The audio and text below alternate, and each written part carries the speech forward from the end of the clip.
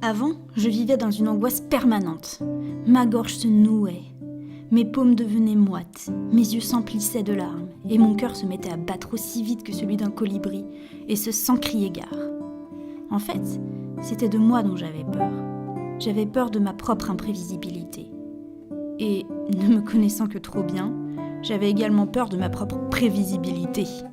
Et cette peur de moi-même se muait en peur de l'autre et de tout ce qui m'entourait.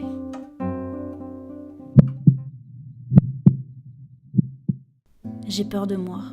Je ne sais pas quelle sera ma prochaine réaction. Je ne sais pas de quoi je suis capable, mais je crains d'être capable du pire. J'ai peur de ne pas me fondre dans le décor, de me démarquer. Mais j'ai peur de me couler dans le moule aussi. Cela m'angoisse qu'on me regarde de travers, ou simplement qu'on me regarde. Ça n'arrange rien quand on se détourne de moi, ou simplement qu'on ne me regarde pas. J'imagine alors toutes sortes de raisons à cela. Et elles sont toutes pires les unes que les autres. Est-ce qu'ils savent ? Est-ce que tout se voit ? J'ai aussi peur moi-même de regarder les autres comme il ne faut pas. Quoi que l'on fasse, quoi que je fasse, de toute façon, ça n'ira pas. J'ai peur de ne pas y arriver. Au final, ça m'empêche de me lancer. Telle une bête traquée, ma peur m'a paralysée. Tant et si bien que ma vie n'est plus rien. J'ai peur d'avancer, peur de reculer, peur de stagner. L'inconnu m'attire mais me donne des sueurs froides. Le connu est rassurant et tout à la fois repoussant et effrayant. J'ai peur de parler aux gens.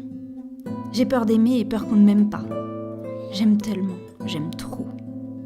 J'ai peur que ce ne soit anormal, j'aime sûrement mal et je me sens mal aimée. Et pourtant beaucoup trop aimée pour l'immondice que je suis. J'ai peur des réactions des autres. Je ne veux pas leur faire de frayeur, mais je ne choisis pas, je ne choisis plus. Une barrière a sauté, un verrou s'est cassé. Je crois, je le crains, définitivement. Il n'y a plus de limite, plus d'inhibition. Tout sort tel quel, tout frais, tout cru. Peu importe que ce soit acerbe ou bienveillant, provocateur ou inoffensif, haineux ou paisible. Quelle espèce d'importance cela pourrait-il avoir après tout ? Si ça va trop loin, ce n'est toutefois jamais le bout. Si je vais trop loin, ils vont me couper l'herbe sous le pied. J'ai peur de ça, alors je dois encore faire profil bas, faire semblant, sans cesse faire illusion. Je deviens Houdini dans mon quotidien. J'ai peur d'être découverte. J'ai peur du masque des autres aussi. Tout n'est qu'une gigantesque supercherie. Nos 5 sens se jouent de nous, rien n'est réel. J'ai peur du vide et peur du plein, peur d'hier et peur de demain. Je crains le rire annonciateur de larmes futures. Je crains les larmes et les sanglots, chagrin à durée indéterminée. J'ai peur de faire confiance, peur qu'on m'aide, peur même qu'on veuille simplement m'aider. J'ai peur qu'on me trouve des qualités. Chaque jour qui se lève est source d'épouvante. Je panique de ne pas réussir à suivre la cadence. J'appréhende chaque seconde passée en ma compagnie. Compagnie subie, contrainte et forcée, imposée, infligée. Que ne puis-je me couler en un matériau inerte, incapable de cette vilaine peur et de cette ineffable angoisse ?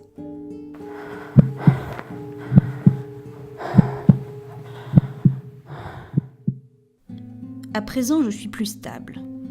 J'ai moins peur de tester différentes choses, juste pour voir ce qu'elles peuvent donner. Mais dans bien des situations, je continue à appréhender mon propre comportement. C'est parce que moi et moi-même, on se connaît bien. Quand une discussion n'est pas en ma faveur, par exemple, je me vois venir à des kilomètres. Je sais très longtemps à l'avance que je vais me sentir vexée.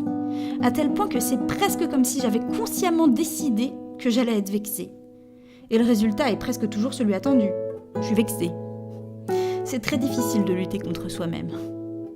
Heureusement, tout en étant vexée, une partie de moi rationalise et accepte la vision de l'autre personne, ou accepte ses remarques, ou sa façon d'aborder la situation. Souvent encore, je finis par me dire que cette personne a bien évidemment raison de réagir ainsi dans une telle situation, et que je ne suis qu'une pauvre idiote écervelée guidée par ses émotions détraquées. Mais parfois, je me dis que je fais simplement preuve de tolérance. J'accepte simplement les arguments, le point de vue ou la façon de se comporter d'autrui, même si je m'en sers parfois pour me déprécier. Or, la tolérance, c'est quelque chose de positif, non ? C'est donc qu'il y a du mieux. C'est donc que maintenant ça va.